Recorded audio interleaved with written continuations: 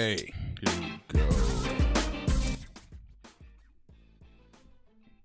Hello and welcome into the Knicks-Verse halftime report. The Knicks are hosting the Celtics at MSG. It's the last regular season game between the two, and the Knicks have held their own. That's right. They didn't get blown out by 20 in the first quarter. They're not down by 30 at the half. They're actually up by 6. It's 58-52. Let's get to some of these stats. Welcome everybody for joining me here. Just doing a quick little halftime report. Going to try to do more of these as these games become even more and more important as we go on. Shout out to Jose Castillo, Angel Torres, Justin Bacano. Thank you guys for joining me here. As you can see, it's been the Karl Anthony Towns show. 22 points for him. He's shooting 9 of 13 overall. 1 of 2 from the three-point line. I do wish he would take a few more threes, stretch that Boston defense out even further. I also got to say, I'm just going to put it out there, I don't get why Thibs, in the last 3 minutes of this second quarter, of the first half, why, when the Celtics chose to go with their twin towers of Kornet and Porzingis, why didn't we counter with that? And it hurt us. We had once had an 11-point lead. It got whittled down to 2. But luckily, the Knicks were able to get some nice stops on the defensive end. OG got a nice stop on Tatum, which ended up into a fast break opportunity with Josh Hart feeding Brunson on the break. So those are the kind of things that really kind of like worry me about Thibs, especially in the playoff situation. Now, Mitch played 8 minutes in the first half. Maybe he's worried about minutes. He wants to hold on to, because I think Mitch is still under somewhat minutes constriction. So I don't know. I'm trying to give him a break. But overall, the Knicks shot 52.2% in that first quarter. Only 33% from the three-point line, but they put up 15 three-point attempts. So at least not enough. You got to shoot more against this team, but the Knicks are owning them in the paint. Actually, let's go over here. You can see the points in the paint. The Knicks are dominating. They're a plus 10, 28-18 in points in the paint, and second chance points, 12-10. So Knicks are hustling out there. Fast break points, we're down 9-6 there, but that's still pretty close. They're shooting their free throws. They only committed 4 turnovers. 2 of those were from Campaign. In his 5 minutes of play, they were very disappointing. He was either trying too hard. He also didn't know like where his players were on the court. He's just passing to people in the front row, and made 3 personal fouls right away. So those, I mean, that cripples you. So, and that was during that stretch where the Knicks were up 11, and when they actually did play Towns and Mitch together for a stretch, it actually was very effective. So here you go. See, 58-52. The rebounding, we're punishing them, especially on the offensive glass. There were 2 straight possessions where the Knicks got an offensive rebound and got the points. One was by Mitch, and the other one was by, I think it was, Deuce. It was Deuce. That's right. Deuce is having kind of a mixed game today so far. Let's get to here. As far as the Celtics are concerned, Tatum is he's struggling. He's struggling because guess why he's struggling? He's got OG Anunoby on him, and for a period of time, Mikal was on him and actually kind of let Tatum relax a little bit, and he started scoring a bit, but then OG got switched back on him. He's only shooting 41% right now, though he has 15 points on 12 attempts. Porzingis is basically, he's who's keeping the Celtics in this game right now. 14 points, 3 of 7 from the three-point line. His length is a problem. Always a problem. He's picked up a block. He could easily have had 2 or 3 credited to him. Drew Holiday, only 2 points for him. Derek White, 8 points for him. Oh, what's going on here? What's going on here? Oh, there we go. There we go. Sorry, the connection got a little wonky. The Celtics are shooting only 40% overall from the field, and 30.8% from the three-point line. So the Knicks are doing a good job closing out hard on the three-point shooters. Hauser came in and just boom, immediately put 2 3-pointers up, hit his first one, but the second one was contested. So this is as much as we can ask for right now. They contest 3-point shots, they dominate in the paint, and they make their buckets, and don't give the ball away. So 4 turnovers, that's good. Both teams only have 4 turnovers. So you know what? I mean, at this point, are the Knicks going to pull this game out? Who knows? You know, we've seen them collapse many times, especially against the more elite teams. But this is a great measuring stick to me, this game, because the Celtics decided to all play.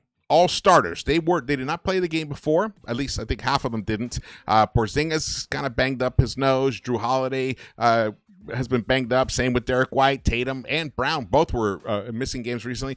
So they decided all to play today, and I think it was a psychological reason for that. They don't want to give the Knicks any sign of anything to sink their teeth into. They don't want to give them a bone with any meat on it whatsoever. They want to come in, take this game, and then when the Knicks, if we do face them in the second round, they'll have the nightmare of being swept by the Celtics in the regular season to deal with in the postseason. But if the Knicks can eke out a win here today facing these starters, it goes the other way as well.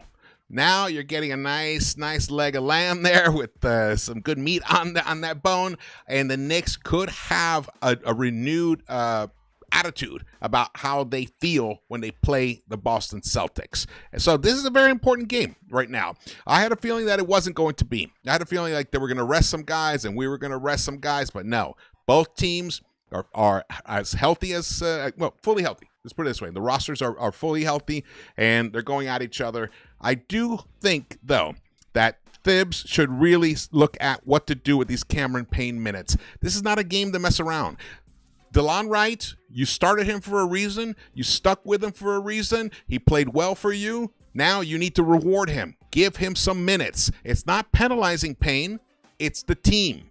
You are rewarding the team. So let DeLon, and DeLon has better size. He's 6'5". He's a better defender than Payne, and he's been shooting decently of late. So let's see if Thibs makes that adjustment in the second half. Is the second half started yet? No. Okay. That's one of the major I want to see, and I want to see more Mitch and Towns minutes, especially against Cornette and Porzingis when they're out there together. There's no reason whatsoever to not have them together at this point. Let's go back over here. You can see the lead tracker. The Knicks had an 11-point lead with about 3.5 minutes to go in that second half, and they let it whittle down to just 2, but they were able to bump it back up to a 6-point lead. Doesn't excite me, but it definitely gives me some hope that these Knicks can execute their offense and at least provide enough defense to throw guys off their game on the other end, which is what we're seeing happening. Excuse me. You're seeing happening right here, especially when you look at, the only guy who's really shooting effectively for Boston is Sam Hauser. 2 of 3 overall. Pritchard's only been able to get 2 shots off. He made 1 bucket under the basket, but he missed his 3. They're 8 of 26 from the 3-point line. Beautiful. That means they've missed 18 attempts. Let's go. Let's keep that going. We need exactly, Lex. OG's got to step into that demon role again. Partly, I will say, twice in this half, the ball was thrown his way and he wasn't ready for it. One time, and they were yelling at one time, he was over on the left above the break easily. If he had just been ready, caught it, planted, shot it, would have been a shot. Instead, he kind of fumbled it and then couldn't do anything with it. And then the same thing happened in the left corner. So you got to be ready when the ball comes your way.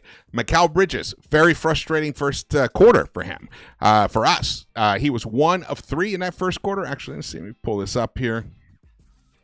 0 of 3. Yeah, 0 of 3. And in my opinion, they were easy makes for him. They were mid-range shots. 2 of them were middies, which, he's one of the best mid-range shooters in the game. Missed both. I don't know if he's thinking too much about it. And then the 3-point shot, he didn't flick it. I've noticed that he has this little flick in his release, and then the ball goes down. When he tries to push it, he shorts it because he doesn't give you that nice little spring off the wrist. So off the hand. But then he did come through and picked up a 3-point attempt in the second quarter. He was 1 of 2 from the 3-point line. So he picked up his offensive game, but he gave us 5 points in that second quarter. The Knicks, Won that one by 28 to 25. Man, I'm liking everything I'm seeing here, but I'm not going to get overly excited at all. We need to see them continue doing this for another 2 quarters, pull off this win, so they go into the playoffs. At least having won one against the Celtics, especially on your own home court. You should be able to pull that off. Doesn't matter what team it is. Any team can beat any team on any given night, and now the Knicks need to prove that they can do it, too, with the elite teams. All right. That's it. Shouting out. Shout out to the chat. Thank you guys for joining me here. I will be doing a post-game show. Not sure if it'll be live, but stay tuned for that. Let me tell you, if it's a nice big win, that might be a different story. All right. I will see you around the Knicks-Verse at the end of the game. Let's go, Knicks. Let's go.